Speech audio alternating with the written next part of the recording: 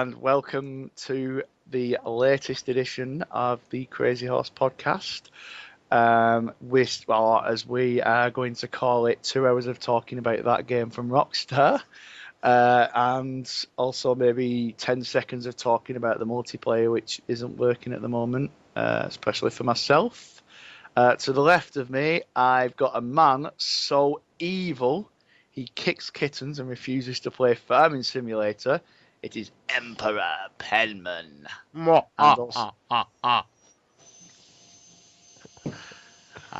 to the right of me, I have Rotherham's second best point blank player. Even though he had the G-Force gun himself, a man so cheap he refuses to even buy 1 month gold on Xbox Live. It is Liam, the hamster Bradish. Hey up. Hey up. Hey up. Hey up.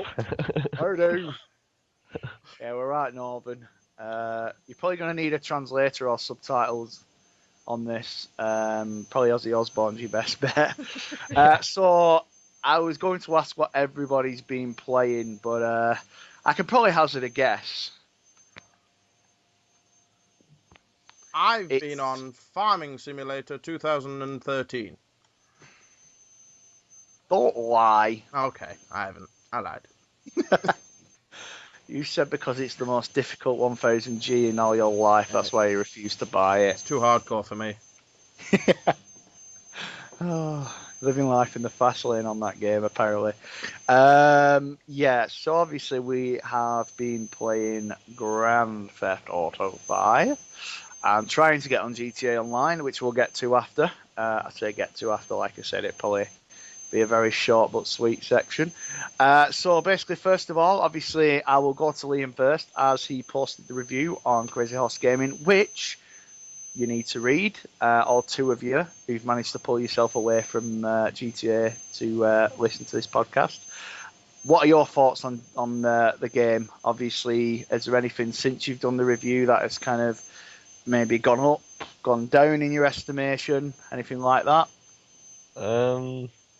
Well, my opinion's still the same. I still feel that the game's far too easy. There's obviously texture issues, lots of jaggies, which piss me off a lot. Lots of what? Jagging, did you say? Yeah, jagged lines. Like texture popping and stuff. Yeah, it's just... Yeah, but it runs at decent frames per second, you know. I think it's something like 30 frames per second, which isn't bad. It handles it well, and the characters look beautiful. I'd rather sacrifice 5 frames just to get smooth lines and everything. It just looks out of place, you know.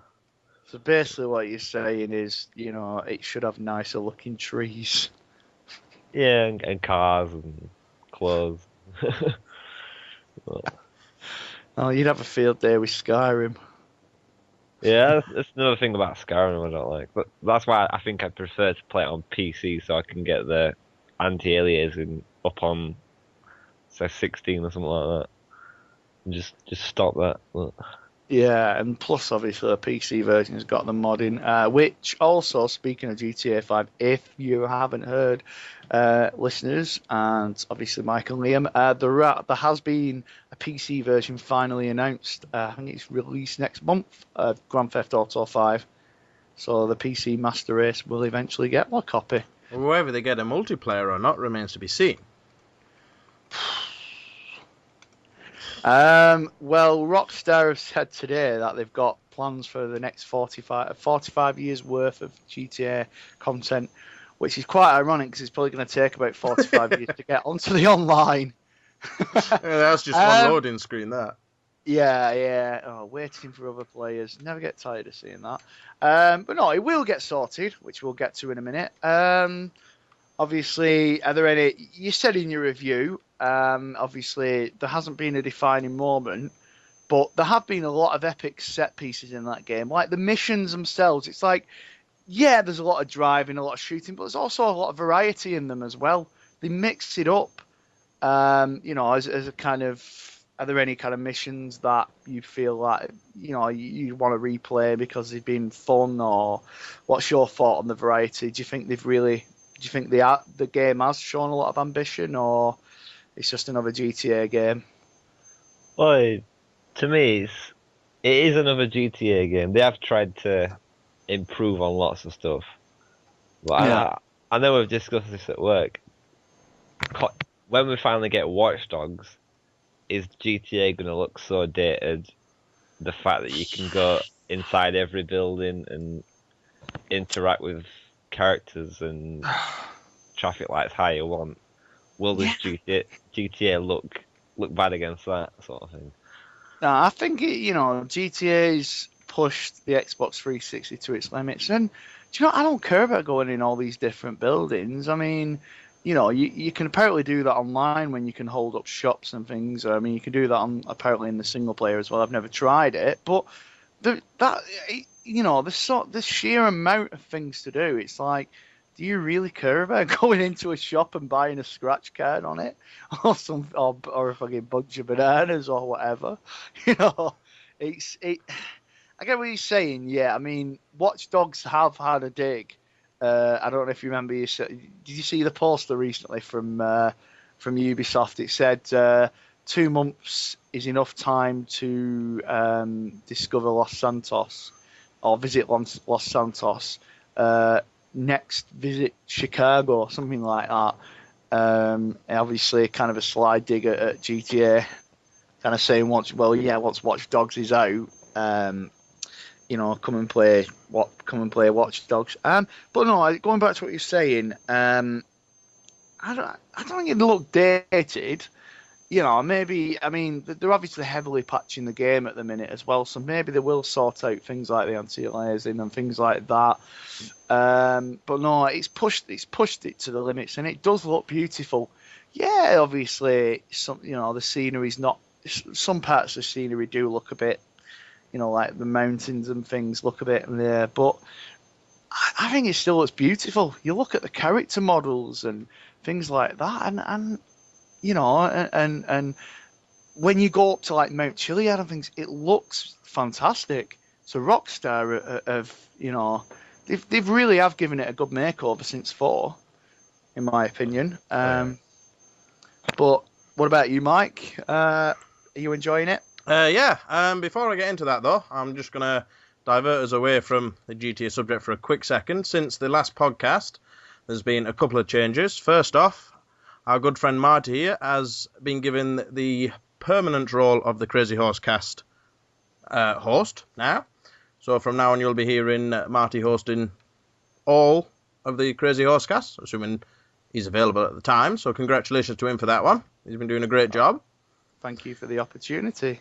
And we've also taken on 2 new contributors to the website, Tegwin and Alex. Sadly, they couldn't be with us today for the podcast. Tegwin's away playing the PlayStation 4, and Alex is not feeling too well, but hopefully they'll be joining us soon. They've been putting up some brilliant content recently, and really been working hard on the content they've been putting up. So I just want to welcome them to the team as well. So yeah, that's pretty much the 2 announcements I wanted to mention. Back to Grand Theft Auto. Haven't got as much time on it as I'd like, but what I have played, I've really enjoyed it. I'm about 46% the way through now. Yeah, you're about the same as me then, yeah, roughly about that, yeah. And I think Rockstar have done a really good job of it. Game-wise, the amount of stuff you can do in it is pretty unbelievable, and the size of the game, it sounds overwhelming. I do have to agree with Liam on certain aspects, like the characters just being unrelatable to. I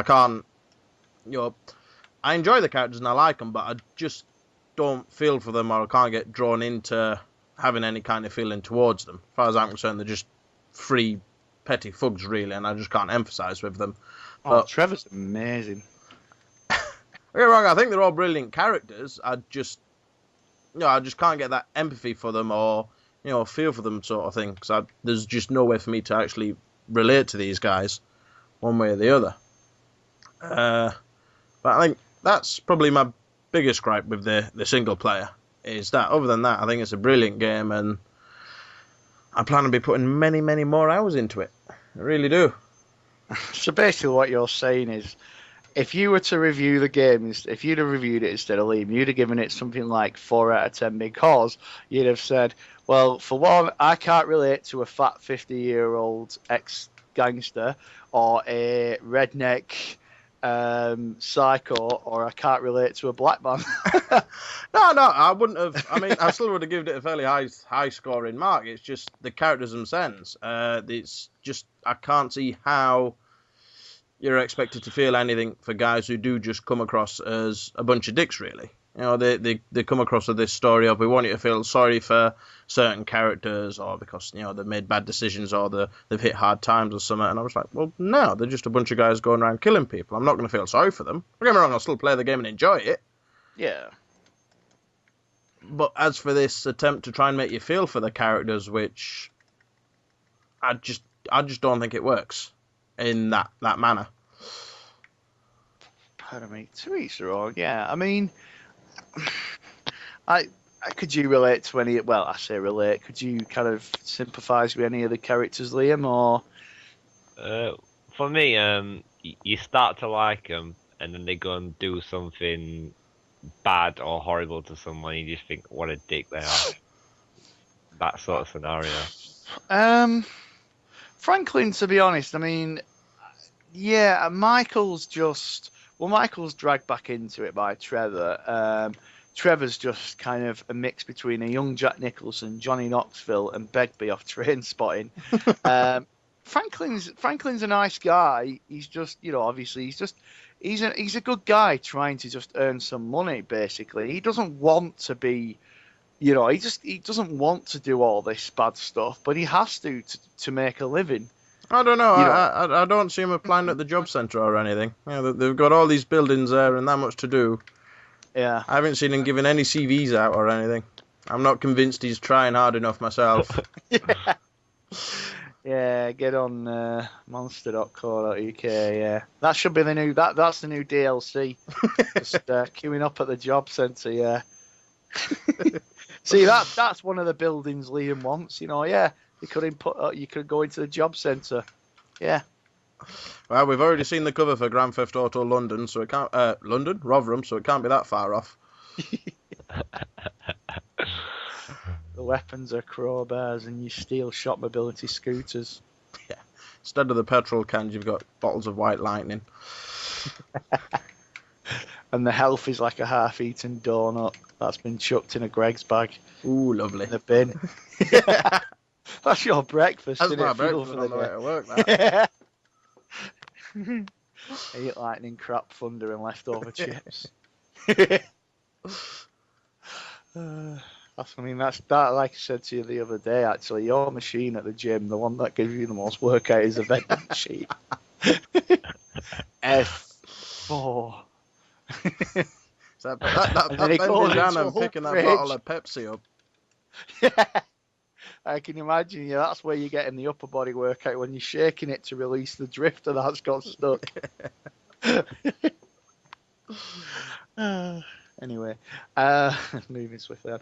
Yeah, but yeah, it's. I think the games have got bigger and better, and you know, kind of not just in size, you know, the map and things. The sheer ambition Rockstar have had. You know, every time. I mean, yeah, I think maybe GTA 3 was bigger than Vice City. I'm not sure, but they just every time, like the sheer, you know, like the soundtrack, the characters, you know, the pastimes, little things like even the little things that matter, like going shooting with Cletus and things like that. Gotta love Cletus as well. You know, another stereotypical redneck name. But they just, you know, Rockstar, like we mentioned before. They've got. They've said they've got. You know, like 45 years worth of ideas. You know, to come. So I don't know. Obviously, I don't think they're going to carry it on for 45 years. Which shows that, you know, they're not going to milk the franchise. They do genuinely care about it. You know, even the little games like Chinatown Wars and the Vice City and Liberty City stories and things like that. You know, they're nice little touches. They're not just milking it. Well, Yeah. I don't think they're milking it in a way. You know, anyway, I think they genuinely care about the product. It is one thing you've got to give them credit for, is they're not one of these groups that just say, stuff it, we're just going to bring one out every year. It's Yeah. like, we've got this out now, we're going to go back, we're going to concentrate for a few years on making a really good title and release it when it's ready. Mm. Yeah, exactly. Like the online.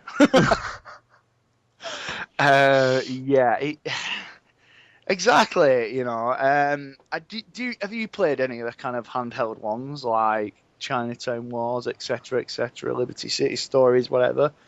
Have you played any kind of spin-off games? I haven't myself, no. I don't think I've got any of the platforms they actually play on, to be honest. You're not going to DS, right? Yes, I have actually. I just haven't got any of the Grand Theft Autos. For some reason, I thought they were only on the PSP and the Vita, but No, Chinatown Wars is out on the DS. It's also out on the iPhone as well. I don't know about Android. It's on PSP as well. What? The Chinatown Wars got re-released on PSP as well. Oh yeah, it did. PS2 or PS3? PSP. Or PSP? Oh right. Yeah. Oh yeah, it did. Yeah. Yeah, it was. Yeah, but it was quite cool on the DS because, like, when you hotwired a car, you actually genuinely had to hotwire it with your stylus. It was a nice touch, and it kind of had that cell shaded style. There was. It wasn't a bad game. Liberty City Stories and Vice City Stories were smaller versions of Free and Vice City, which were good. And you can also, if you've got an iPhone, I think on Android as well, they have the 10th anniversary editions of Free and Vice City, and they look fantastic. I bet they look better on an iPad, but yeah, you can download them. I think there's some like $2.99, but they do usually go down in price as well, so they're worth picking up. It's always, that's the thing. You can play GTA 5, and you could go back and play Free or Vice City or whatever, and they still will play fantastically. It's just, even the first one, the first one's still fun. Like you did if you want to tell the people, obviously tell our listeners, Mike. Yeah, we for Go back. Throwback Tuesday, we got a GTA special up where I did a quick look at Grand Theft Auto London, and number 2. So if you're looking for a bit of a look back to where the Grand Theft Auto franchise originally came from, go back and check those out. Yeah, do that. I've already watched it, and it brought back memories. I was at school when I first heard of. We'll talk about that. We'll kind of have a bit of a nostalgic look, seeing as we're going to be talking a bit about GTA. Do you remember the first time? What were your first GTA games? Did you play the first one first, or did you kind of maybe? Were you kind of Did you play maybe 2, 3, whatever? Liam, Mike, what were your first ones? I remember playing the very first GTA when my brother came round to the house of it one time.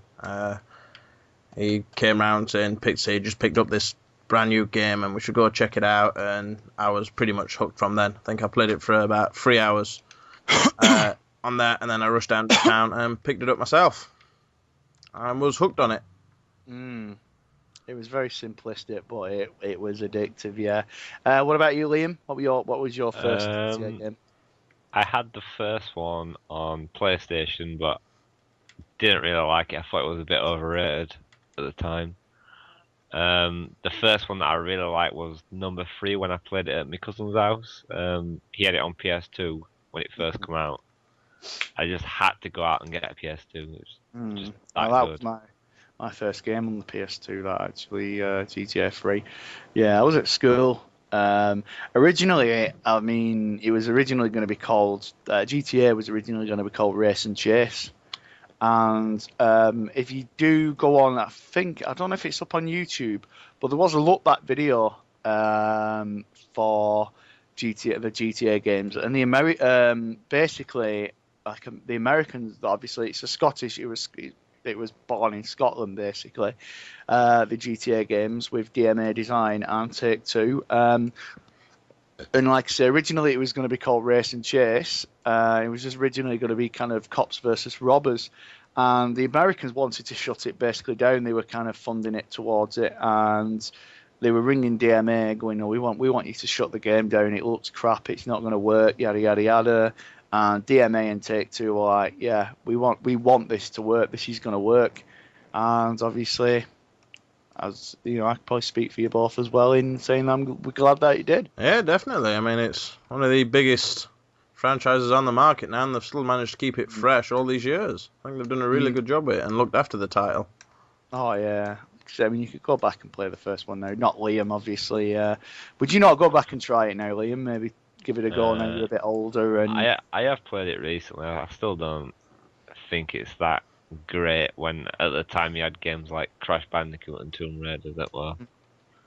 Yeah, but it was simple. Yeah. I mean, I was at I think I was in like year 10 or something at school. It was 97, and we read about it. It was like a 2-page preview of it in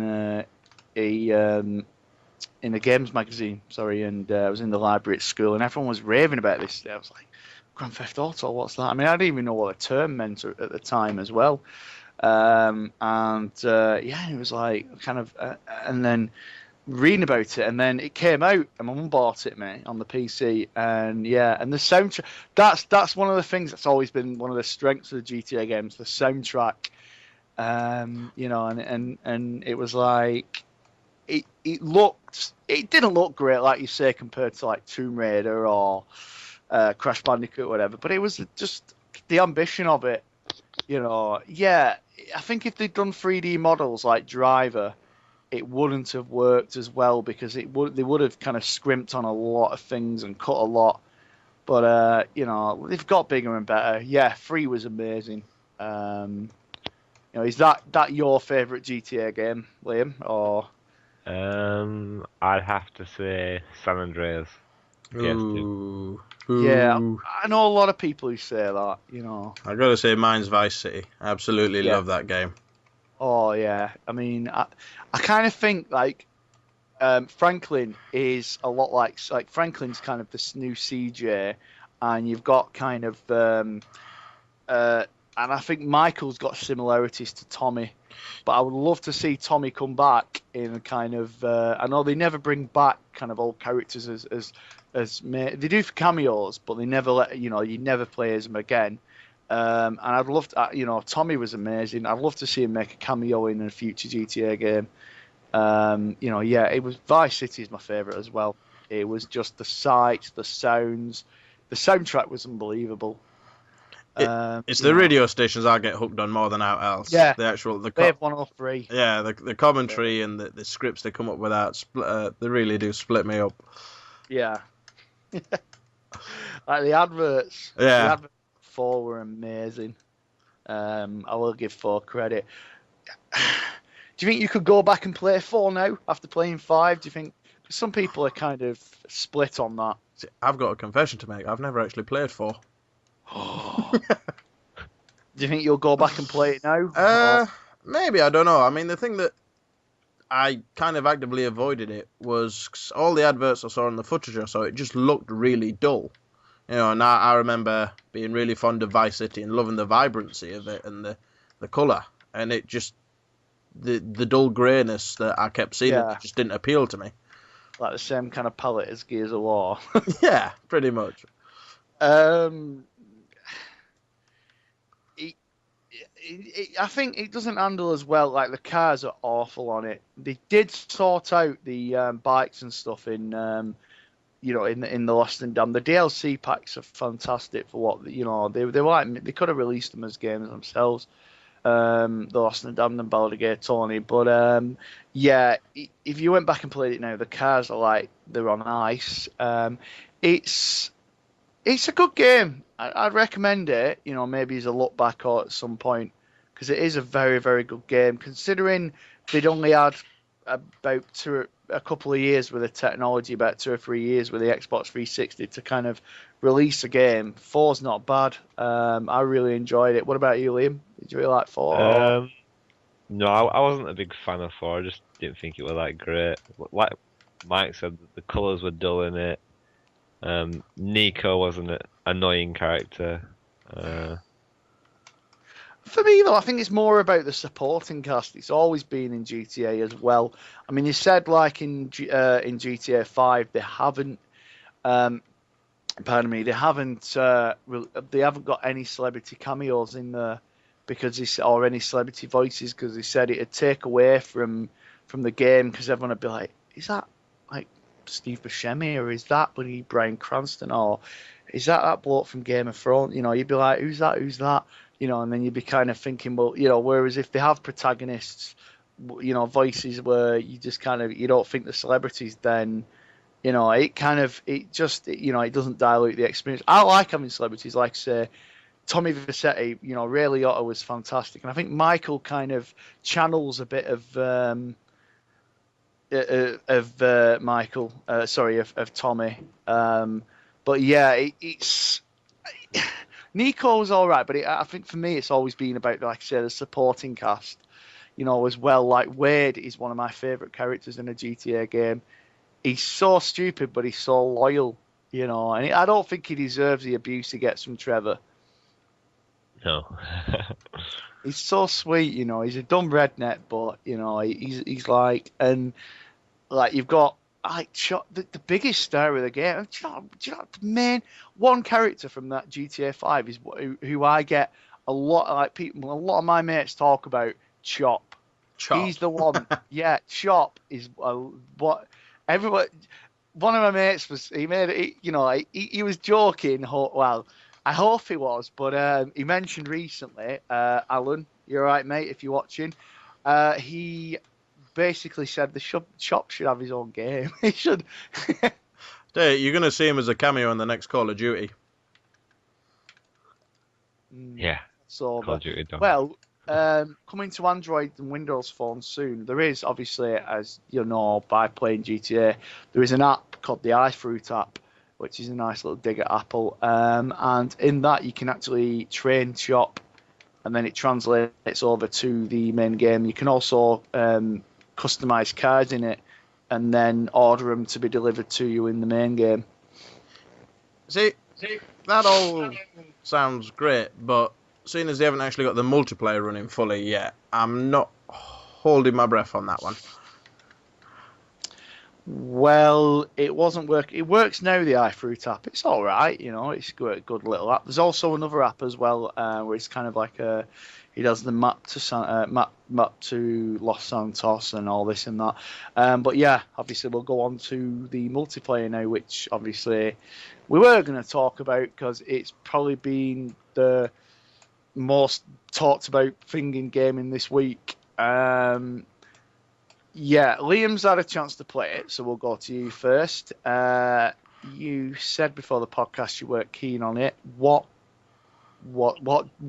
basically kind of soured it for you, the experience? What didn't you like? It's just a heavily watered down Grand Theft Auto, basically. I was driving around for like 10 minutes and there were no traffic or pedestrians anywhere. It just seemed dull. I didn't see any cops on it. Pardon me. When you're fighting other people, like stupid auto aim's still there, so it takes no skill whatsoever. There was no weather, but it was just sunny the whole time. Didn't change. I ran it for about an hour. Or maybe you just had a really nice day. Yeah. See, there was nobody to run over. Yeah, they were all. It was that sunny. They were all in the park, so they won't be on the streets. Yeah. Yeah. Yeah. It just seemed dull. Nothing to do in it. Well, maybe it's just not fixed yet. It might not be working. I was going to say that. Yeah. Yeah. They obviously they're still adding stuff. Well, I don't think they'll add anything to it just yet. I mean, at the time, obviously, by the time this podcast goes out, it'll probably be working, and they'll be slowly adding stuff to it once they've got the servers working. But yeah, it's obviously they're slowly rolling it out. Kind of. Obviously, have you tried getting on it, Mike? Or tried and failed miserably. I got on for about 5 minutes last night, where I did like the tutorial race. You actually got onto the tutorial race or not? I finished the tutorial race, and then the game just froze on me completely. It was just a white screen. I haven't even done the tutorial race yet. Really, all I could comment on was the character creation, pretty much. Yeah, that was awful. If you press Y for special parents, John Marston. is one of the parents. I shit you not. My character looked like a Burns. It looked like a cross between a Burns victim and Susan Millian, the dog whisperer, after a bunch of like plastic surgery. It was like, this is horrible. It's worse than when you kind of have a generic Mass Effect character. It really does look awful. I was like, if they're still using that Undead Nightmare zombies, because it just looked awful. Obviously, it's not about the characters; it's about the game, because you'll spend most of your time with your camera behind the character's face. But yeah, I haven't tried. I haven't tried it yet. I've not been able to. Well, I have tried to get on, but I haven't. I can't even do the tutorial race. Obviously, at the time of recording. But Rockstar are going to fix it. You know, I'm not gonna. I'm gonna be patient. I have no choice. But do you think you eventually, once they start kind of improving it and things like that, do you think it'll live up to the hype? I'm not sure if it can live up to the hype, to be honest. I think it's been built up that much. I mean, my opinion, the trouble we're having at the moment, I think, was to be expected. I don't think there was no chance it was going to run smoothly out of the door with that many people buying the game and wanting to get on it at once. I think there'll be more content and stuff coming through time, but I don't think it'll be able to live up to the hype everyone's been expecting from it. But I don't know if that's more to do with how people themselves have built it up as opposed to what Rockstar have said it can do, or... Well, yeah, they gave it 2 weeks, didn't they? So obviously it was like they basically had 2 weeks to kind of improve it, you know, to like, well, not 2 weeks to improve it, but obviously to do it really. And I think a lot of people are like, well, people are divided on it, really. Obviously, they've said, well, they've had 2 weeks. They could have, one hand you've got some people saying, well, they could have, they've underestimated, they could have estimated the demand. They knew how many people were going to log on. They should have prepared themselves for it. And on the other hand, it's like, well, how do you kind of deal with 15 million people logging on at the same time? Exactly. I mean, I don't think you can. I know there are people saying, well, they should have got more servers, or they should have done this, that, and the other, but that high demand's going to be there for, a week or two, and then it's going to drop off when people move on to the next thing. So you're not going to prepare yourself for this maximum demand of, like I said, 15 or so million people. Spend all this money preparing for that, for it to last 2 weeks. And then you've got the free games with gold as well. Exactly. This weekend. Sorry, not free games with gold. Free gold weekend. So there you go, Liam. Yeah, free gold weekend, sorry. So you're going to have a lot more, maybe a couple of million more people logging on as well this weekend to play it. So I'll not even attempt it this weekend, I don't think. No, I'll be busy myself, but yeah, I'm still trying. I think I was reading on Xbox 360 achievements today. One person made a good point. They could, even if they'd have risked annoying maybe a lot of people, instead of annoying a whole bunch of people, they could have just annoyed like a certain group of people, like certain little groups, numbers of people, by kind of just rolling it out in little kind of in territories, for example. Yeah, that might have been a more practical solution, I think, doing it that way. Well, like you said, in my opinion, it probably is. I mean, obviously, I don't know how the whole being able to roll something out in different areas would work on their half, how easy or cost effective it'd be for them. But like you said, that probably would have pissed off less people than having a product out there which 90% of the people can't get on, I think. But the amount of internet backlash that's basically, it's like people, you think, well, it's like you've waited 5 years for this game, for this multiplayer. Surely you can wait another week. Yeah. It's not going anywhere. And people aren't going to drop off it, The fact is, those who can't get on like myself, we're not going to go, I'm going to give it 2 weeks. One of my mates said they're going to trade it, but I don't think he will. It's like, I think, to be honest, no. They'll hold off. They'll be like, yeah, it's GTA 5. I've spent 45 quid on this game or whatever you've spent. Some maybe 60 quid on the collector's edition. I'm not going to trade it. I want to play it. Because if you trade it, then people are going to be going, oh, I'm having a great time now on it, and then they're going to be like, oh, I wish I'd kept it now. I want to play it again. Everyone's having such a great time. Even with new consoles coming out, it's still going to be popular. Oh yeah, definitely. I mean, it says something that you've got two new consoles literally weeks away now, and people are still willing to pay that much money and buy a game in that high quantities for a generation which is pretty much at the end of its lifespan now. Well, I mean, yeah, obviously they're doing. I mean, it's like, it made £1 billion £1 billion in a week, less than a week. I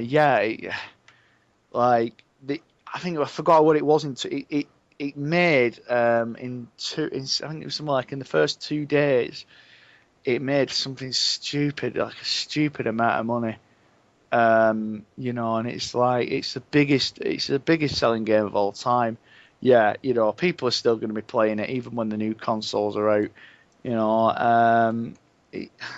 We'll see it on the new consoles as well. It'll end up next gen. Oh, I don't know about GTA 5. Maybe, I don't know. I mean, because I think, to be honest, they'll probably just concentrate on GTA 6 now. I think that's it. I think GTA 5, they're concentrating on the DLC now, I think, and the online. Obviously, they can afford to pay the staff for overtime at the minute. To be honest, I reckon they're all taking a holiday right now. I think after this 5 years have gone, we're taking a break. Liam will go to Mallorca. Liam will be, when he goes to Mallorca this weekend, he won't be able to get on the beach for Rockstar stuff. But I don't think it will be next gen. I think, to be honest, they're done with it now. I don't mean they're done with it. They're still working on servers, and they're still working on concentrating on DLC. But I think they've moved on now, to be honest, in terms of the next GTA. They've already said they're planning. They've got plans for 6. See, I wouldn't be surprised if we did see 5 come over onto next-gen consoles in some form, or if we saw GTA Online appear on next-gen consoles.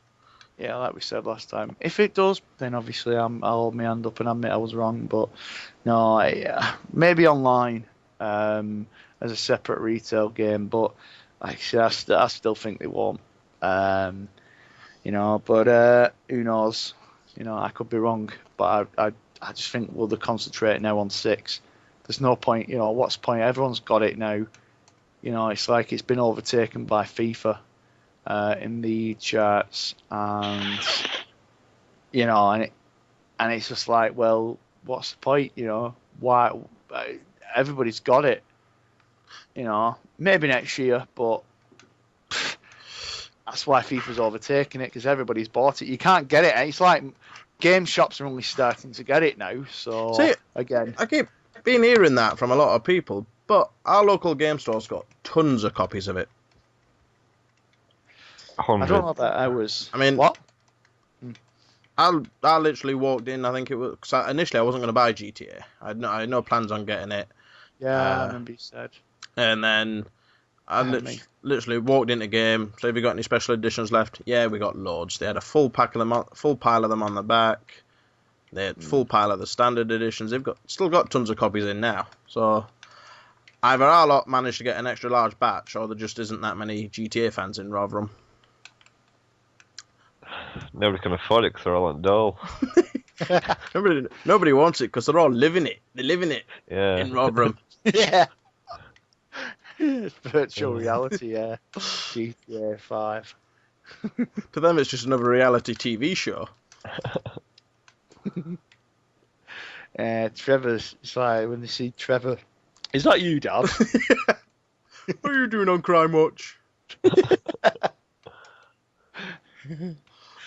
To be honest, they're putting besides anyway. They won't be able to afford it. To be honest, in Rotherham anyway, they'd all have to play it in game on that pod, or in Dixon's window. Dixon's? We ain't got a Dixon's. Well, curries now. Yeah, we're old. Yeah, old school. Showing your age, showing me age there. We haven't enjoyed. I think Christ. one thing out of all of this with Grand Theft Auto, in my opinion, I think it shows that publishers and developers are nowhere near ready to go on full online all time with consoles with their games. No, especially cloud gaming, because that's going to be the next big thing. Like, and obviously, I've had the cloud message, the Rockstar cloud servers message come up a lot. So yeah, they're gonna. I think this is like a beta in a way for next gen. Yeah, see if we can get it working now. But yeah, I think it was a clear indicator that they're nowhere near ready to be online all time at the moment, I don't think.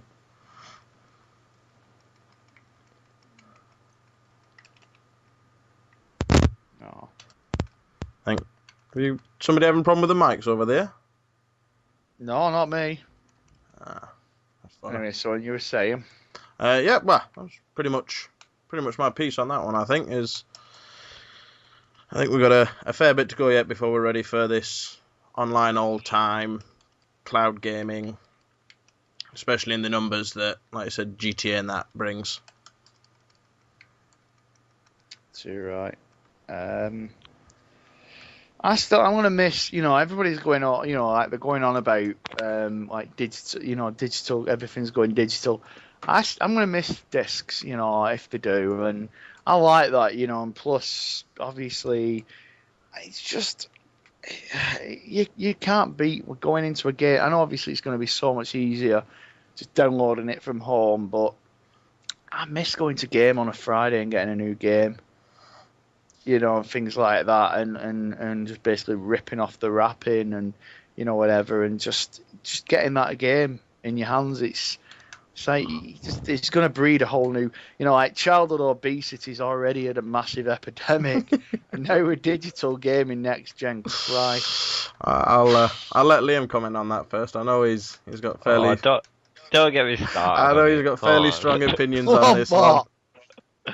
Oh. Go on, what? No, Oh. say it. We're go on. Alright, if downloadable games take off, I'm gonna stop at that point and just collect all the games. Why? I need a physical copy in my hand. Yeah. I don't feel like I've bought anything. It's like one of my mates. He loves new game instructions smell. New game smell. He always smells the instruction booklets. Well, not now because they're all coming fucking leaflets. They're all built into the game.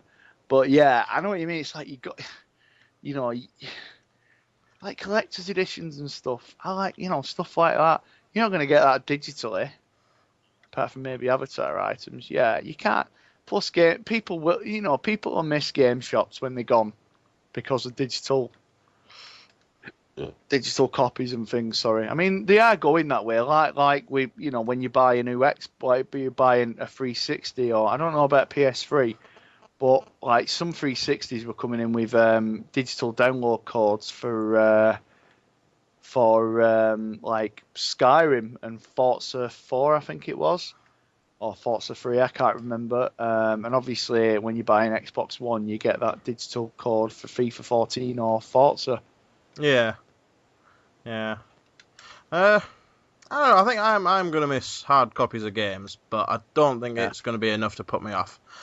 I think one thing's for sure, that if we do go to or when we eventually get to a all digital download only gaming market, the tours of people's game rooms on YouTube are going to be a lot less impressive.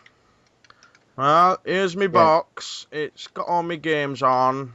Thanks for watching me tour of my game room. Please like and subscribe. I'm just going to do a panoramic picture of my Xbox. That's it. Yeah.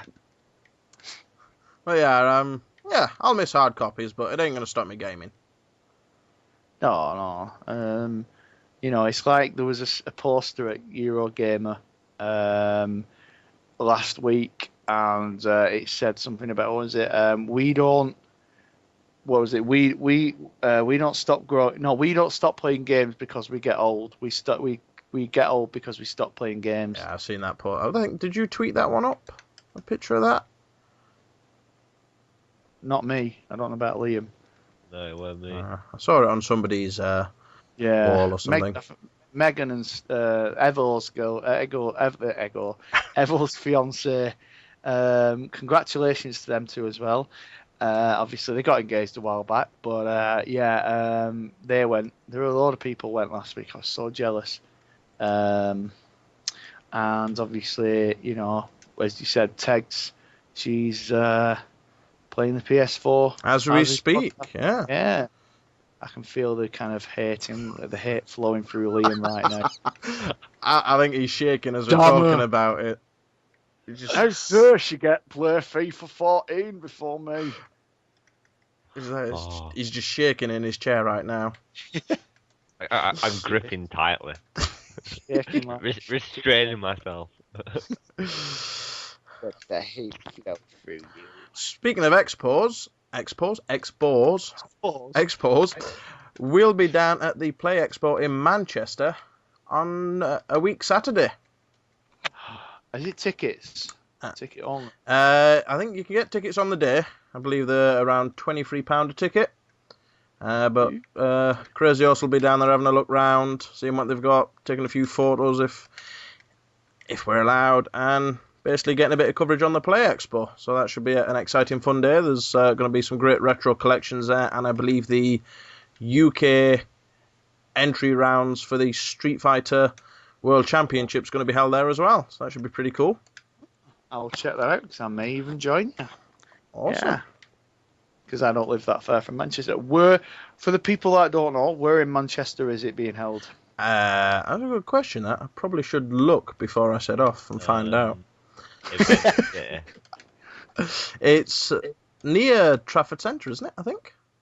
Some big hall thing there. I'll have a look now. Where's it? Play Expo? Yeah, the Play Expo. Phoenix Way, Manchester. That's the one. Yeah, it's close to Trafford Centre. Right, I might have to go then as well. Cool. Well, Cheers for that. right, if you're making your way down there on the Saturday, I'll be seeing you down there then. Yeah, definitely. Arcade and pinball machines, retro consoles, and oh god, Mike's gonna be there walking around going, "I remember this," to some 12-year-old emo girl. What? Thank you. While I'm stamping on kitten heads. This is how we did it back in my day. Yeah. I got so angry about not being able to get high score on Pac-Man. I booted a child. Digital? What's digital? Digital. Digital. Oh, aye. We had for blowing our cartridges for getting it to work. Where's my ColecoVision? William. Pass me Atari. Oh, I remember Zelda when it were in 2D. None of this 3DS like. Or 2DS, you know. You're looking forward to that one, aren't you, Liam? Yeah, I'll be getting that when it comes out. Why don't you just buy a 3DS and just switch the Switch to 2D? Because this one's cheaper and it looks nicer. It doesn't. It's a flat thing. It looks like one of them kind of leap pads or something you give to a child. That's where it's all at. That's where the fun is. What? Playing with stuff that looks like a child would play with? Exactly. Not wrong with that. It's a watch how I worded that. Yeah, I was just thinking. I saw it. Francis Boogie. If you've ever watched him on YouTube, Boogie, he's so funny. And he basically what he did was he got his 3DS and he basically sellotaped it. He put some duct tape around the middle. I was like, why don't you just fucking do that? I don't know. I mean, granted, it might be a nice piece of kit, but I just can't understand what the market is that Nintendo are aiming at for it. Liam. Nintendo, Nintendo fans, I guess, like Liam. I'm not Nintendo. I'm Sony. You know I am. You bought a Wii U. I bloke in Rotherham who has a Wii U. Probably you're the only bloke in the north who has a Wii U.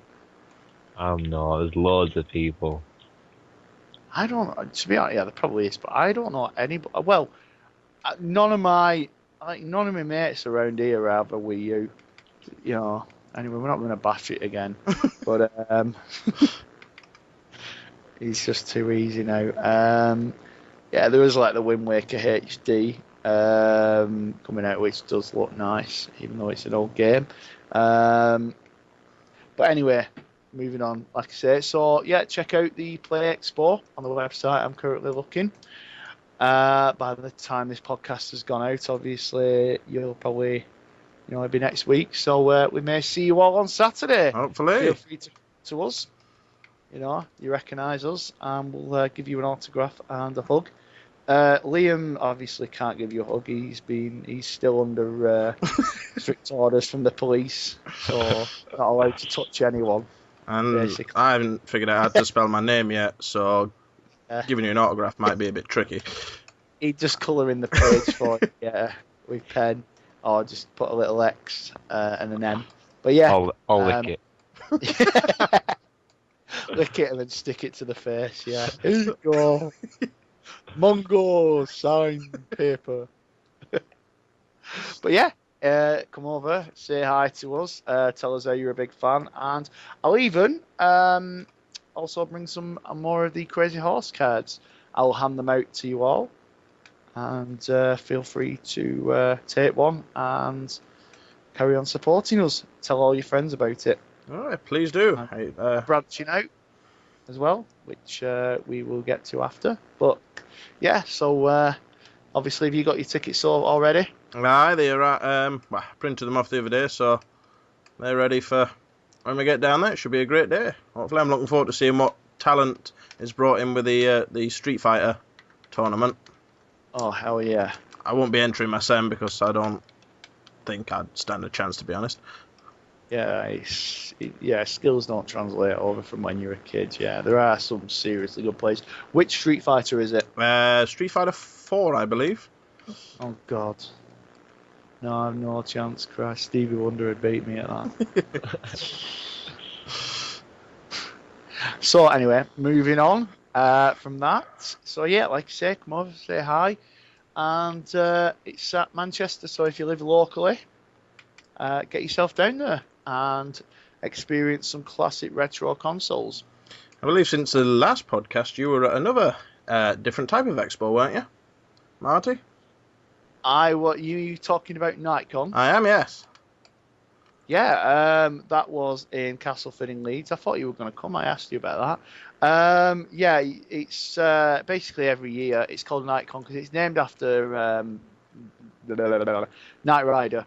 And because originally, obviously, they just had the Knight Rider cars and Michael Knight. Yeah, David Hasselhoff would come down and they'd make an appearance. But yeah, they have movie cars and kind of movie props and stuff there. People dressed up, kind of the Ghostbusters. Like, I was excited this year because they had the Ecto 1. Awesome. Yeah, it was in the fifth. I think it was a 30-foot, or I think it was like 30-foot inflatable Marshmallow Man there as well, and the UK Ghostbusters, who I talked about, mentioned in the Ghostbusters multiplayer thing that I did with Mike a few months ago. Yeah, basically it's there every year. I think it's like September every year, and like I say, they have all the movie cars. They have like several of them. They had like the DeLorean. They had the school bus with Freddy Krueger in from from Nightmare on Elm Street 2. They had Optimus Prime from the Transformers movie. They had Bumblebee as well, and a Dodge Viper. Ecto 1, the Trotters Independent Trading Van. It's a great little, it was fantastic. I already know some of the UK Ghostbusters, being a big fan, so I got chatting to them, and they do like it. My mate was there as well, cosplaying as he does Indiana Jones, and they have like a little parade, which you can check out on YouTube. And basically, it's fantastic. Yeah, if you love your movie cars and you love your kind of memorabilia and things, it's amazing. Some of the cosplays that they have there. One of the new sections this year was they had like the Stark Armory, and it looked amazing. They had like the different mark armors of Iron Man, and they looked unbelievable, and the proper movie quality. Same with like the Ghostbusters. So yeah, next year, lads, you have to come down. Yeah, sounds like sounds like a huge place, to be honest, with that much stuff in it. But... It is. It's. Have you ever got down to Castleford before? Or yeah, I used to work not far from there back in my days as a chef. it's. Do you know of a building called? How long ago was that? I remember you told me about it. Chef. I quit being a chef round about, I'd say about 2 years ago now, I think. Well, do you remember a building called Escape? It rings a bell, but I'm not quite sure if I ever seen it. It's like it has like indoor kind of like mountain climb, not mountain climb, whatever they call it. We abseiling and things. Yeah, it's out. They have some cars indoors and they have the parade indoors as well. Well, by the parade, it's like they'll have like Ghostbusters coming out to Ghostbusters theme and Star Wars characters and stuff. And yeah, and they have all like the movie vehicles indoors and outdoors. So yeah, get yourself down there next year, lads. Sounds pretty impressive. Well, hopefully next year we'll be a bit more set up and then a bit of a better position to get some video footage and things like that there. So hopefully next year we'll have a stronger presence down there and get some decent coverage of it. Yeah, definitely. And we'll hopefully get some pictures. Well, obviously if I can come in. If not, hopefully you can get some stuff on Saturday. I'd love to see your pictures and whatnot. Oh yeah, we'll definitely get some coverage of the Play Expo when we get down there. I mean, I said there's going to be quite a big gaming presence. I think Nintendo and Ubisoft have announced they're going to be there, and Namco are going to be there as well. So, nice. Should be some great things there. Sweet. Yeah, I mean, if you want my Facebook, there's actually, if you go on the albums, there's a Manchester Museum of Science and Industry, and they had over, I think it was a couple of days or just one day, retro consoles. So feel free to check that out in the album because you'd love that. It'd be right up your street. They had a load of old consoles there. Awesome. Like kind of a retro day. But yeah, so anyway, moving on. As we're carrying on talking about gaming, what other than Grand Theft Auto 5, what have you guys been playing? Ooh, not a great deal more to be honest. I started the latest, what's it called now? Harvest Moon? Yeah, on the 3DS. I've started that, and then got distracted by Grand Theft Auto, so that's pretty much it, really. I was trying to polish off a few extra achievements on Saints Row 4 before that, but yeah. Pretty much Grand Theft Auto just killed off most of my gaming. I know what you mean, yeah. I've barely touched any other games. What about yourself, Liam? I know you did a review for Pokemon Rumble U. Been on a few, really. I did Saints Row the Third. What was the other one now? Oh, I played XCOM for a bit. That's a brilliant game, that. Yeah, I played the demo and still got to pick that up, yeah. I think it's something like 15 quid in game now. Yeah, there's is it a Game of the Year edition or? Really? Ah. Well, they're also bringing out XCOM Enemy Within as well, aren't they, with retail? Yeah, that's the one. Which will have the full game thrown in as well as the Enemy Within DLC. So I think that's something to look out for. Yeah, save some money. I was playing Pro Evo 2014. It's not a bad game. But I must admit, my game of the month, Army of Darkness on Android. I don't know if you've played it. No, I'm an Apple. It's that on Apple as well. Alright, Army of Darkness, did you say? Yeah, it's based off the Evil Dead films, yeah. Oh, sweet. Does it have Bruce Campbell in it? Yep, all the proper voiceovers. Oh, it is awesome. I'm going to have a look at that. I'll check that out. How much is that for people who are interested? It's free. Oh, excellent. What kind of game is it? It's like a defender type of game. Like a tower defense. Tower defense. Sort of thing, yeah. you've got to stop the evil army get into the Book of the Dead, and you've got Ash, and then you can add troops, so horsemen, archers. Basically, you've got to do your best to stop them from getting the book. So, Nice. Yeah. Cool game. Highly recommend it. So, I know you like your mobile games. I do. I mean, I don't. Obviously the current trend. We're not going to get into all that again, but the current trend of big mobile games is them frigging village building ones, like The Simpsons Tapped Out and whatnot. I was kind of worried you were going to say that about the Army of Darkness one. I was worried he was going to say Farming Simulator myself, but... God, yeah, the missus plays Heyday. I think, as you mentioned in the last one, you said Farmville 2. I think there is a Farmville 2 that's been out for months, but it's free. I think it was like 3D or something like that. But yeah, yeah, they are, and obviously you got the microtransactions, which are also in GTA Online as well, which have been kind of frozen at the minute. With the rest of the game. Yeah. Anything else you've been playing, guys? I joined the G-Kit lot on a charity game meet last week on Happy Wars. They were been raising money for Child's Play. So I joined them in on that one for a Friday night, a well-spent Friday night. It's quite a funny game. It is mental, yeah. I've not played it for a while. Yeah, like I say, Gamer Kitten are doing, like you say, charity meets. I think they're doing a Blopathon soon. And they will be doing more. So yeah, get yourself on Gamer Kitten, as we've mentioned before, and donate. It's for a good cause.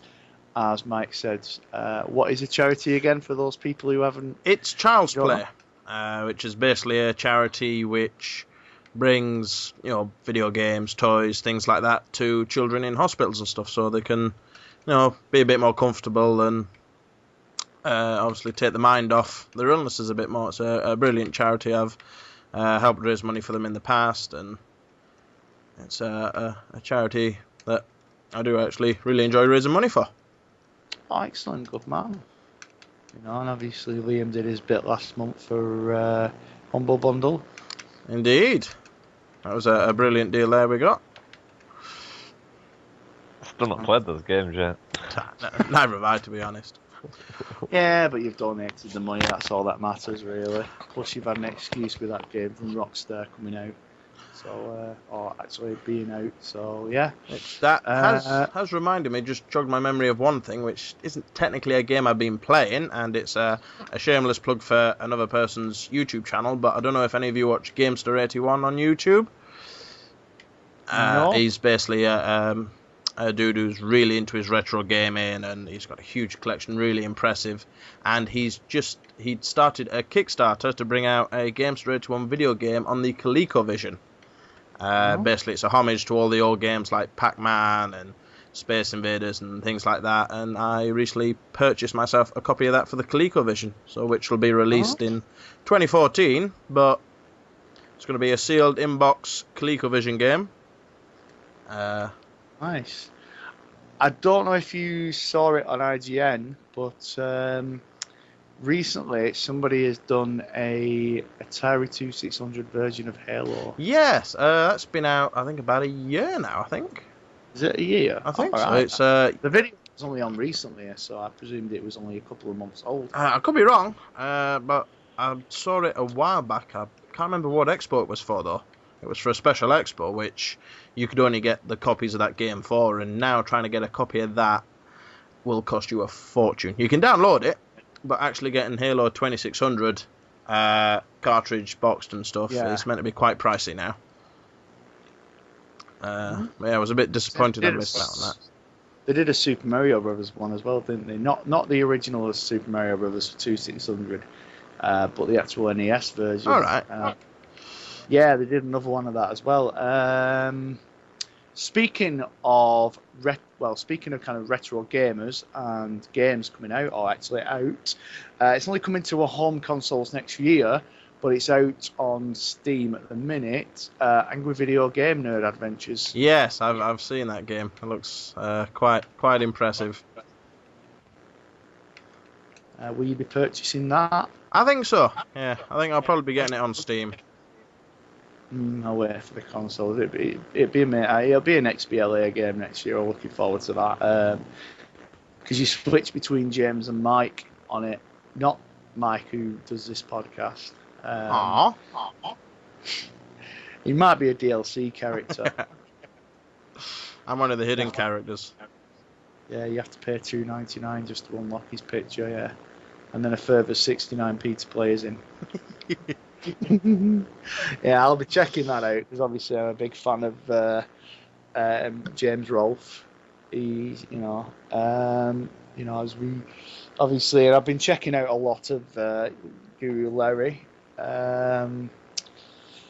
Yeah, so obviously I love watching my retro videos and things like that. I'll check that guy out. So again, what's his game? What's his name on YouTube? Gamester81. Gamester. Yeah. Gamester81. I will give that a watch. He also has quite a few other channels as well. One of his other big channels is he's a huge Star Wars collector of all the old toys, the vehicles and everything like that. His other channel is Star Wars Nut 77. Ah, sweet. I'll have a look. Did you see the ranch recently? The largest at Skywalker Ranch, the largest Star Wars collection of merchandise. I saw a link to it last night. I've been meaning to get around to watch that, but I haven't seen it yet. Oh, it's fantastic. He used to work for Lucasfilm, sorry. Yeah, it's a fantastic collection. To be honest, I obviously just some of the stuff in there. I'd love an R2. I did see Comic-Con this year. Somebody had an R2D2 run it, wheeling around, and it was amazing. I'd love an R2D2. That would be fantastic. So yeah, I was going to say I saw one of them at the MCM Expo last year. They had a remote control R2D2. He looked awesome. Yeah, and there were kids stood on it, riding around on it. That was amazing. Yeah. But yeah, obviously, that's one of the games I've been playing, actually. Speaking of Star Wars, Angry Birds Star Wars 2. Enjoying it? Yeah, I've finished it already because there's only 2 sides. Obviously, you get that you can use the telepods as well. I went on Ozzy Osbourne then. When you can buy telepods, I think like £10 for a set in Argos. I had a look online. That's more for kids though, or Liam. Yeah, but it's fantastic. Yeah, you can switch. You have once you get a certain amount of points, you can actually you got to some of the achievements are to unlock a certain amount of for example. Get 60,000 points with Darth Sidious, for example, and then you can use them in the called what's it called?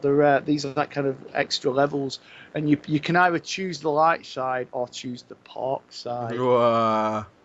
And yeah, they've obviously taken the leaf out of Disney Infinity's book and Skylanders and Pokemon Rumble U with telepods.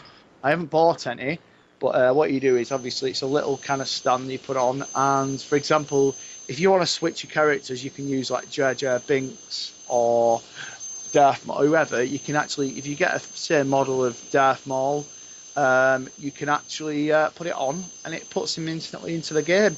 You can actually play it without that. You earn points in the game, and you can use that to buy characters for a certain amount of use. But it's really, really good. You have the different sides, obviously the light side and the pork side, and you can switch. You have I think you have something like 30. I think it's 30 levels on each for each side, and obviously each I think it's every 5 levels you switch characters.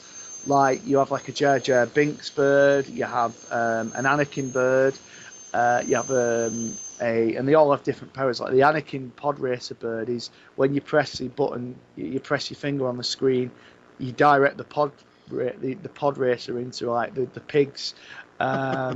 The Darth Sidious one, for example, shoots lightning, force lightning and things.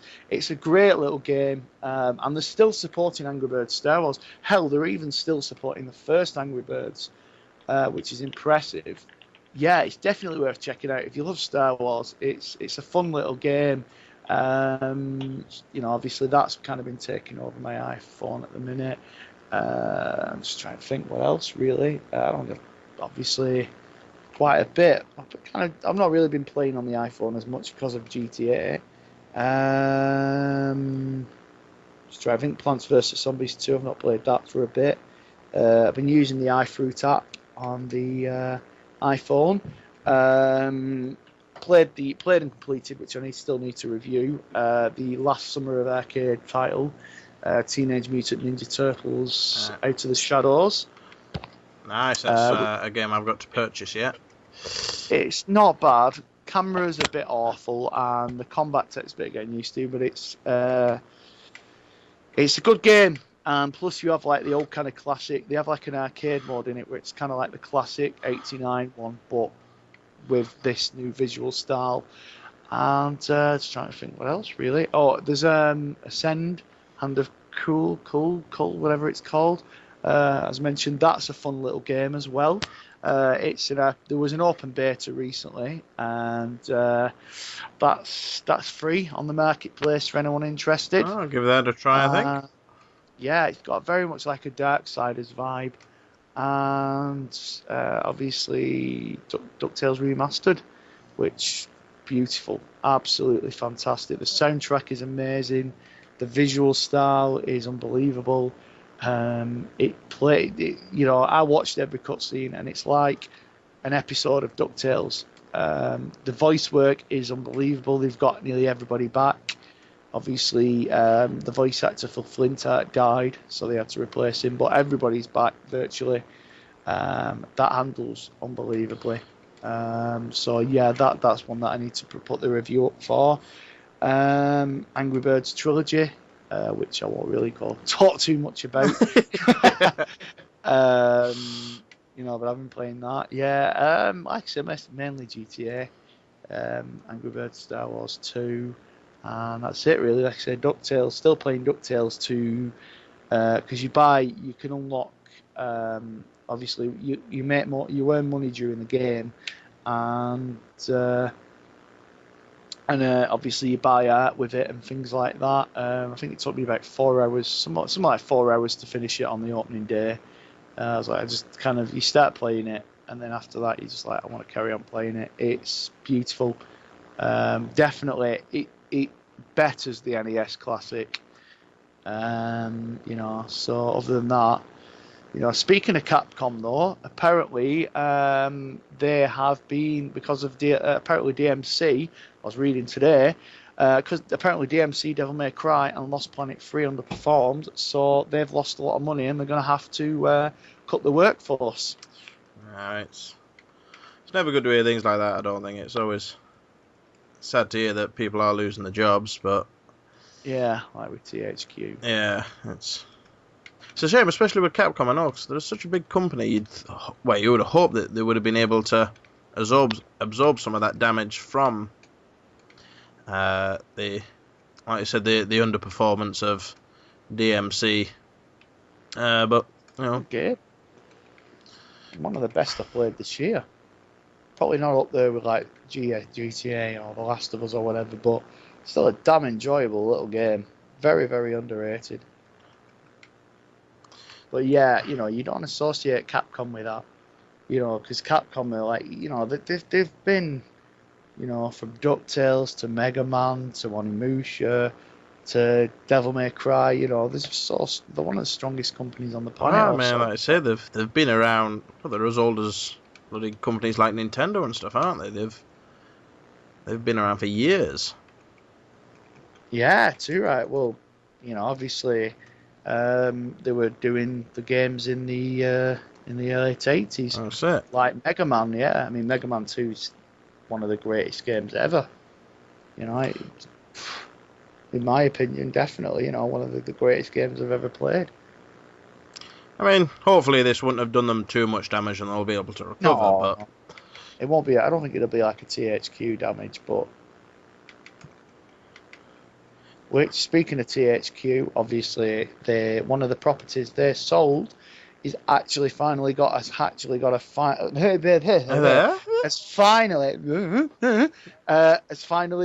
a release date. It's out in, I think it's the 13th of December in Europe. South Park, the Stick of Truth. That's a must for me, I think, that one. Yeah, it's finally got a set release date now. I think 12 days before Christmas. So obviously they've timed that perfectly. And there's even a collector's edition with like a map and a big model of I think it's called Grand Wizard Cartman, things like that. But yeah, that is finally being released. Is that one you're interested in? Yeah, I'm looking forward to that one. I think that'll be a good one. It'd be nice to see a decent South Park game, hopefully. The one's decent South Park game. What is wrong with Chef Love Chef? Come on. Oh, get out. That was all right. Good game. South Park Rally was awful. Another good game. Oh, that was shocking, South Park Rally. What was the one with the turkeys? South Park. It was just South Park. Yeah. Oh, is it? Yeah, it didn't deserve anything on the end of the title, that one. You just threw yellow snow at them. Yeah, I enjoyed that. I had that on the PlayStation and the N64. Chef's Love Chef it was all right. The ones on the XBLA are bad. Let's Go Tower Defense Play and Teneman's Revenge. See, I'm not a big fan of Tower Defense. Oh, it's not very gamer-like to say that. But it's a good game. It's a bit more kind of, instead of just kind of actually pointing that over there, you control the characters, you switch between them as well, and they all have different special moves and different, they throw, so you've really got to think about it. It's a good game, check it out. Teneman's Revenge is good, it's a side scroller, but it's kind of classic platforming. You'd enjoy it. Yeah. And it's usually in the sale a lot. But yeah, obviously we'll go on to moving on. I'm going to obviously mention about the sad passing this week of one of obviously literacy and gaming's biggest names, and that is for obviously Liam and Mike should know. Mr. Tom Clancy. Is that big a name? You can't pronounce it. It is, yeah, exactly. Well, it was a shame to hear him go. I won't lie and admit I say I was a big fan of his books, because I wasn't. I've heard of him, and I've heard the good reads, but yeah.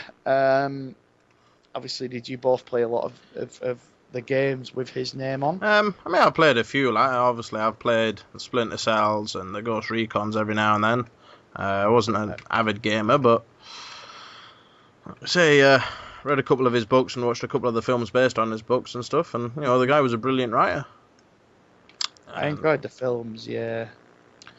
Patriot Games, and yeah, that was a good film. Oh, you see, obviously, Some of All Fears. Yeah, we Bolsa Ben Affleck. And obviously it's a shame to see him go, as it is of anyone, but 66 is no age as well. No. The guy's left a legacy behind. Do you think Ubisoft will still continue to use his name? Because if you remember, Codemasters dropped Colin McRae's name, didn't they, after he died, and just went with just dirt. I think we'll still see them use his name just out of respect. Out of respect for him more than anything else. Well, that depends if his estate allow it, but yeah, I don't think they'll have a problem with it. Obviously it's a tribute to him. Well, obviously they've got the new Rainbow Six, and is it the Division? Yeah, that's all. Well, that also brings us to the loss of another huge name in gaming this month, or last month, which was, see if I pronounce his name right now, Hiroshi Yamauchi, I believe he was called, his second name. I'm sorry if I butchered that name, but one of the founding guys behind Nintendo. Passed on at age 85, I believe it was.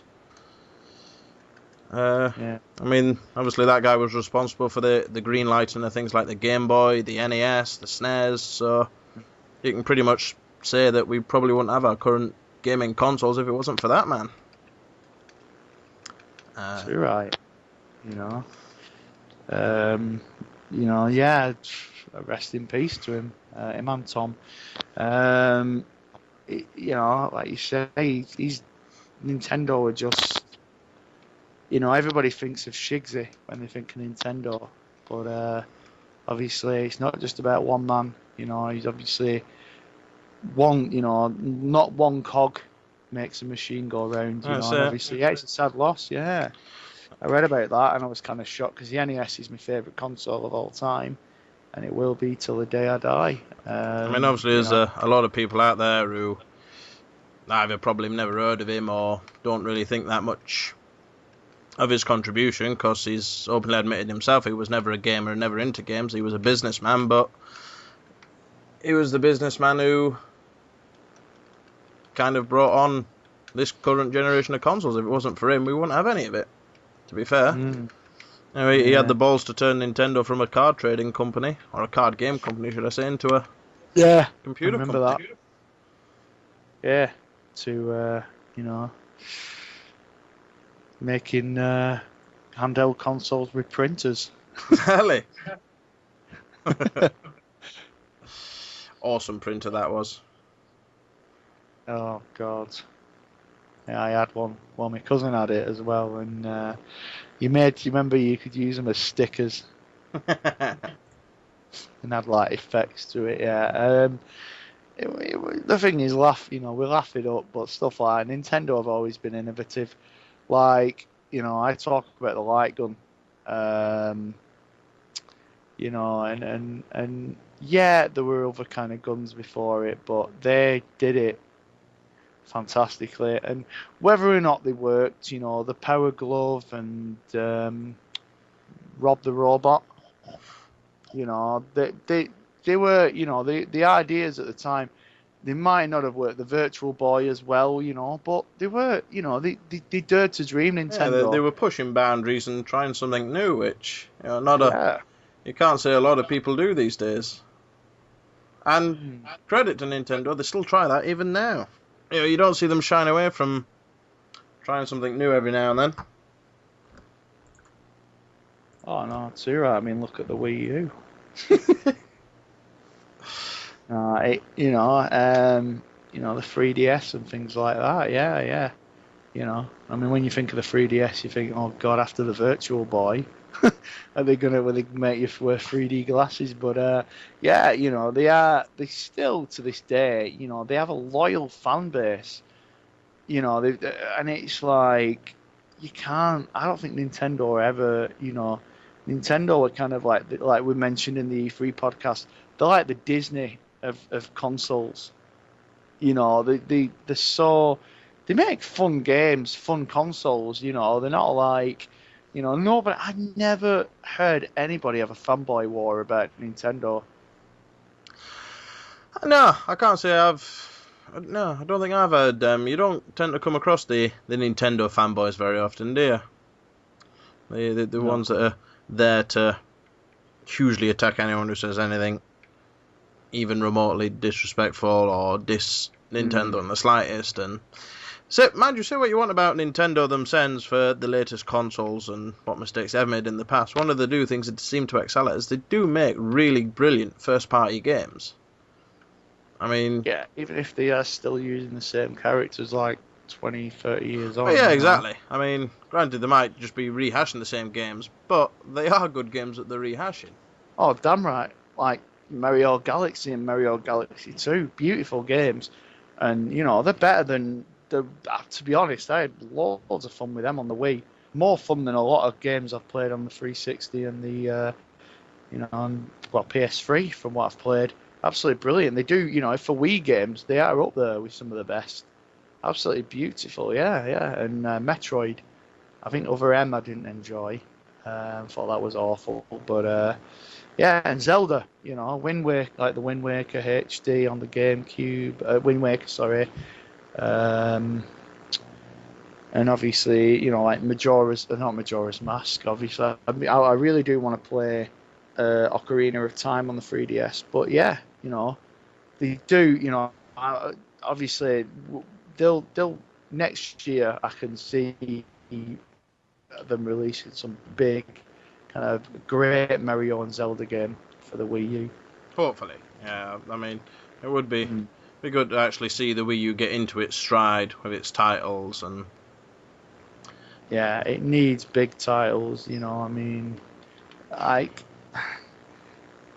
obviously HD titles are all said and good, but you want innovation as well. But Nintendo do that. Like you mentioned. Obviously speaking of looking forward to the future, what kind of games are you guys looking forward to this year for the rest of the year? Is there anything that piqued your interest, or is it just GTA and that's it, really? I'm looking forward to the XCOM DLC. Obviously, we mentioned earlier on about the XCOM Enemy Within DLC for XCOM Enemy Unknown. I'm really looking forward to that because that was one of my favourite games of last year. And it's really good just to have an excuse to go back in and play that game again.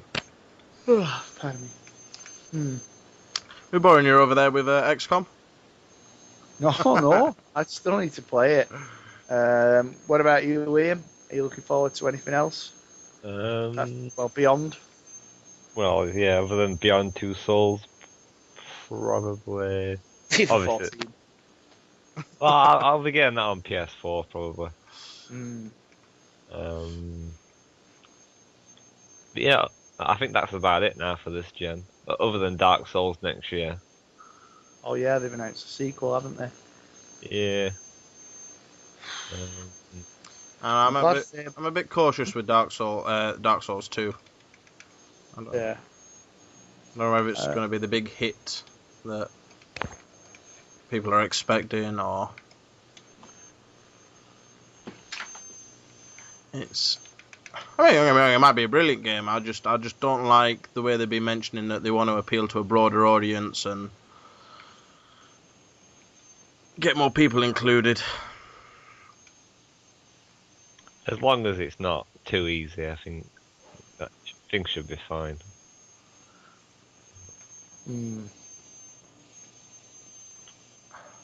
How about yourself, Marty? Have you got anything you're looking for? Well, I'm glad Fable Anniversary's been delayed because I wouldn't have been able to afford that. Yeah, I'm not able to afford anymore. Oh, actually, yeah. Next month, I'm buying the last game I'm buying this year is Assassin's Creed 4 Black Flag. Other than that, I'm just going to ask for FIFA 14, Batman Arkham City, Arkham Origins, sorry, and WWE 2K14 for Christmas. I really want FIFA, but I can't afford 45. It's £45 at the minute.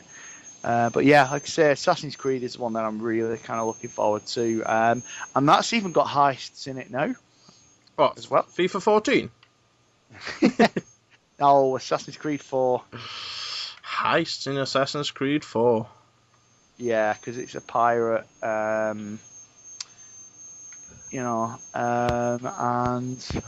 that's got like a decent kind of voice casting as well. But yeah, that looks huge. Apparently I bet that's gonna look amazing next gen, and that is coming out next gen, isn't it? As well, Yeah, it is, yeah. Later this year. So that's one of the first kind of, along with I think FIFA 14 and Battlefield 4, that's coming out on both consoles, both generations. That's I don't know, I've got mixed feelings with Assassin's Creed 4. Yeah, you said last time. It may kind of, you may change your mind after you've played it. Yeah, Maybe. I mean, so I'll give it a go. Yeah, I managed to get my Xbox One paid off already, so that's sorted and done out the way now. Xbox One pre-orders paid off with a copy of Rise: Son of Rome. I was going to say, what games? You're not getting the Forza as well that comes free with it, or? Nah, I've gone for that, and I've pre-ordered Watch Dogs for the PS4. Cool. I'm looking forward to that one as well. I think that'll be a pretty interesting game. Mm. What about you, Liam? What games are you getting for PS4 on launch? Probably the usual Battlefield 4, FIFA, Watch Dogs, Assassin's Creed. Is there any more? Probably just those. I mean, there's Call of Duty, but that never changes these days. Because this time they got a dog in it. Oh, the dog. Yeah, I just released a beat 'em up with Chop versus the Ghosts dog. Yeah. Only Chop's going to be a DLC character. Oh, he will, yeah. It's like I was hoping the fourth character on the character wheel was Chop, not the online character. See, or maybe if you use Chop as the online character. Going around biting people, yeah. Because I don't think he'd be very good behind a wheel. But yeah, like mini games with Chop, yeah. That'd be amazing. So have you tried any of them on the app yet? So obviously you say you've got the app for the iPhone, the iFruit app. Yeah. Is it any good? It's just like a Tamagotchi. It's all right. The mini games are all right. You kind of you got 3 little walking mini games. One where you kind of protect your bitch from getting shagged by other dogs. One where you've got to protect the car from the ballers destroying it, and one where you're on a beach and you've got to steal bikinis from the women. Yeah, it's quite fun. You've got to keep his happiness up because it translates to the game. If you don't clean up after him, don't feed him, don't take him for walks, you don't train him, you don't buy him a new lead or whatever, a new collar, and stuff, he won't do anything in the main game. You've got to keep his happiness up. Otherwise, like I say, he just won't respond to you. And you can teach him new tricks and things like that. It's a nice, like you say, it's a nice little touch. It's like kind of a Tamagotchi thing in a way, but a bit more responsive. It's fun, yeah, and it's nice that they've kind of tied it in with the main game, yeah. Yeah, it sounds like it'd be quite good fun. That hopefully I'll get to see it when it comes on Android. I think that's actually quite soon. A lot of people were kicking off because they said they should have released it on Android at the same time. They should have waited, held off the iFruit version, the iPhone version, and just released it at the same time.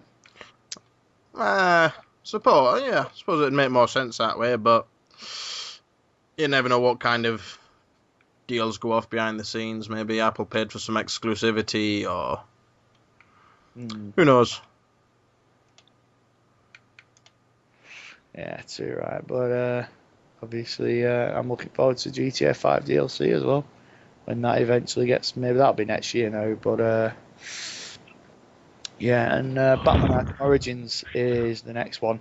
But that's been given a season pass as well. I don't know if you read the other day. $15.99. You get like skins, a challenge map where you play as Bruce Wayne. And some story DLC, which obviously won't be unlocked for a while. Is that one that's interested either of you, the Arkham Origins? I think it's got your attention, hasn't it, Liam? Yeah, I've heard that the PS Vita version is meant to be quite good. So I may skip the 360 PS3 ones and then go for the portable ones. Fair dues. I think that they've released this one too soon, considering the time difference between Arkham City and Arkham Asylum, was it? Yeah, Arkham City was the second one. Well, this is being developed by Warner Brothers. What's this? And it's not. It's not. What's his name? Kevin Conroy voicing Batman. It's Roger Craig Smith, who's most famous for voicing Sonic the Hedgehog and Ezio Auditore. Yeah. So it's not being developed by Rocksteady. They're apparently working on a next gen Batman game. Yeah, I'm told that it still has the same engine and set piece. Well, not set pieces, but resources and stuff they've given it. I can't think of the word now. Anyway, still using the same engine and obviously all the same Yeah. graphics and stuff like that the last two had. So it should look pretty similar. Apparently the combat's mixed up a bit now. It's like it's not as you can't just button mash now. You've really got to string combos together. But yeah, I was a bit skeptical at first with it not being Rocksteady, but it's piqued my interest now. I tell you, I'd love to see. Apparently, Rocksteady are doing a Superman game next. But how do you do a Superman game? Like how? Because how do you make him invincible? Yeah, I mean that's. So, I mean, all the Superman games I've played absolutely suck. I don't think I've played a decent. Superman 64. I don't think I've played a decent one yet, but I think he's a hard character to do. Because, like you said, the guy's got pretty much no weaknesses. So what do you do with him? Now, unless they concentrate more on the story arc rather than his actual, physical attributes, I guess. But Yeah. I don't know. They did well with Batman. I think maybe they could do quite well with Superman.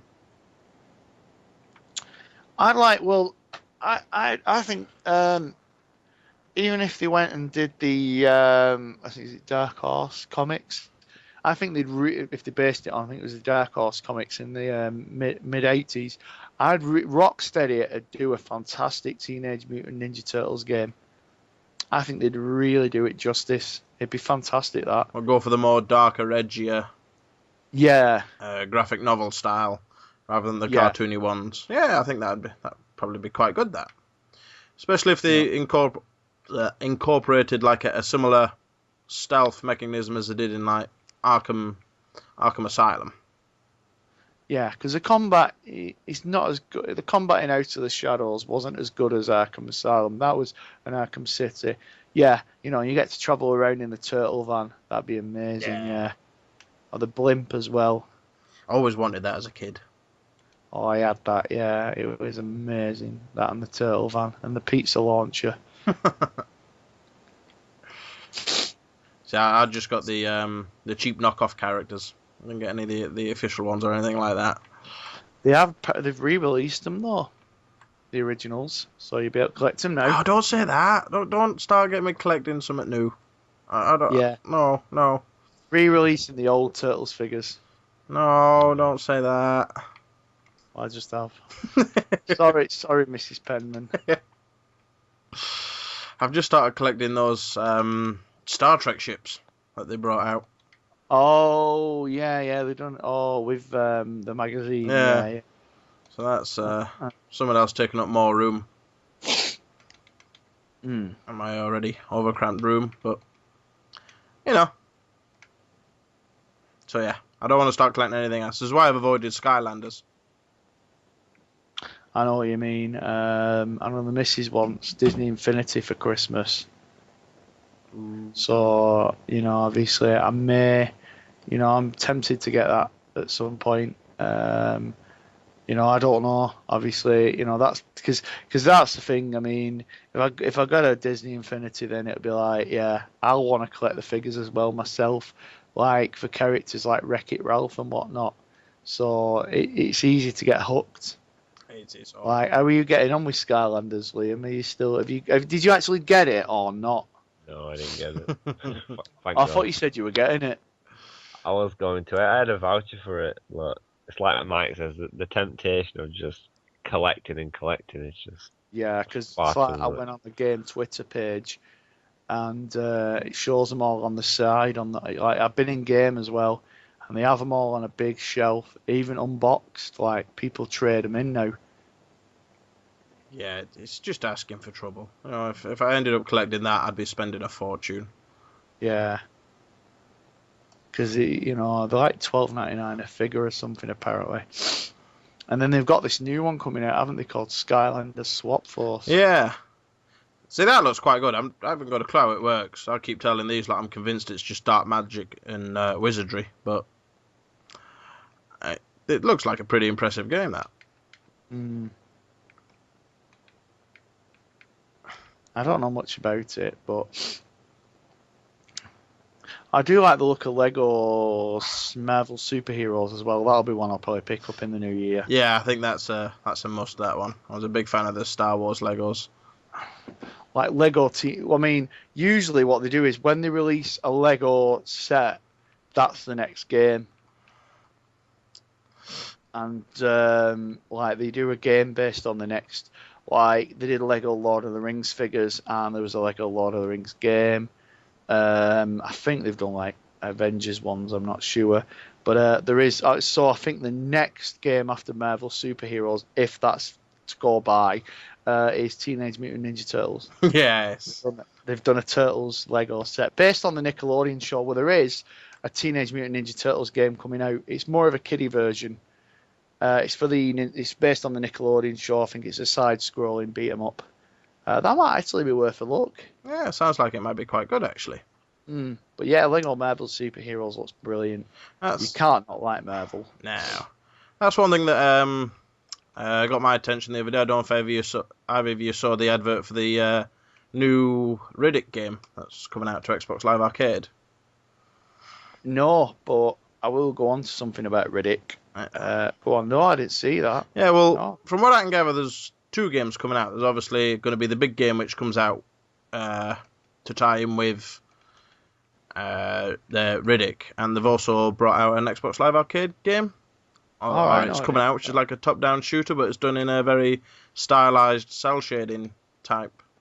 Oh, right. It's pretty interesting. Oh. Because there was an interview recently where Vin Diesel, I don't know if you heard about it, Vin Diesel has said that, I think it's fantastic what Vin Diesel did. Fair play, props to them. Massive props to the guy.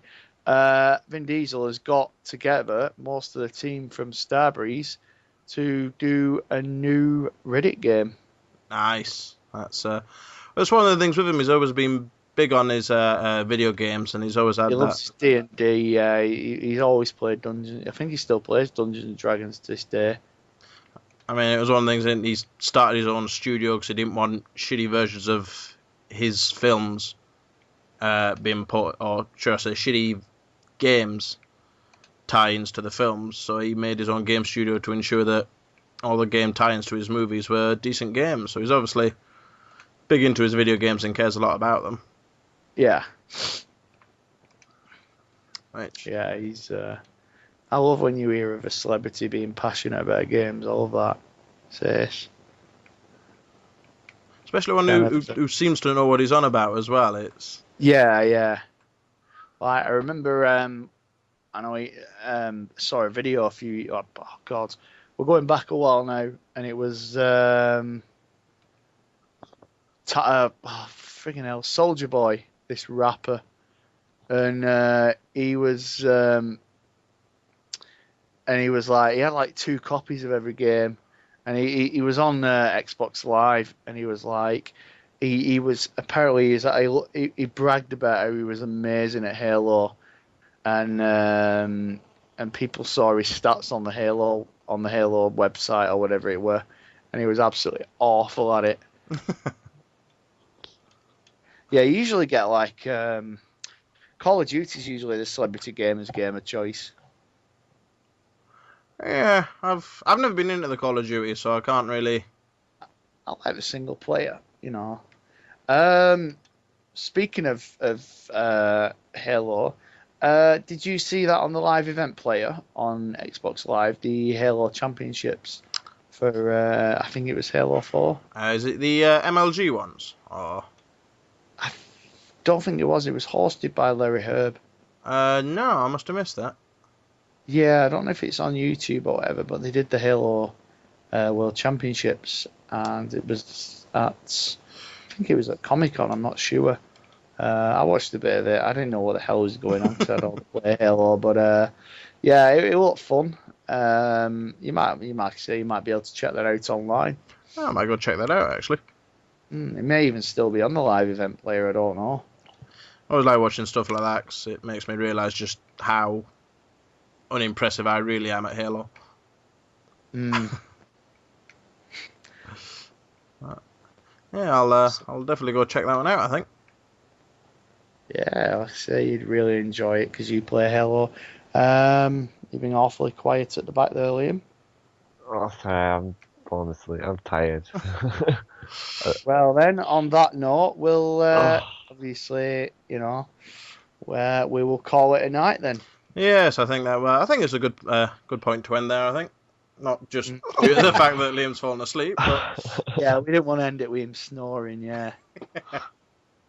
But yeah, cheers for the chat, guys, and Yes. hopefully we will all get to meet up at Play Expo. I'll speak to the missus about that and stuff. definitely, and we'll try and get another podcast up earlier. I think this month. This one's going up a bit late, so this one that's going up in October, probably up by the end of, I'd say October the 12th. It should go up, something like that. Is actually for September's, so we'll try and get October's podcast done a bit earlier this time, I think. And hopefully get Tegs and Alex on, and maybe get some GTA Online. Definitely. While we're doing it. So I'll obviously leave it to Michael and Liam to say their goodbyes. Well, thanks everyone for watching, listening, paying attention, and for those of you who've actually stuck to us all the way through to the end, why? And I will catch you all next time. That's goodbye from me. Bye from me. And goodbye, and I share my same sentiments as Mike. Yeah, thank you. All right, take care, and enjoy your GTA and the rest of your month and year, guys. Happy gaming. Bye.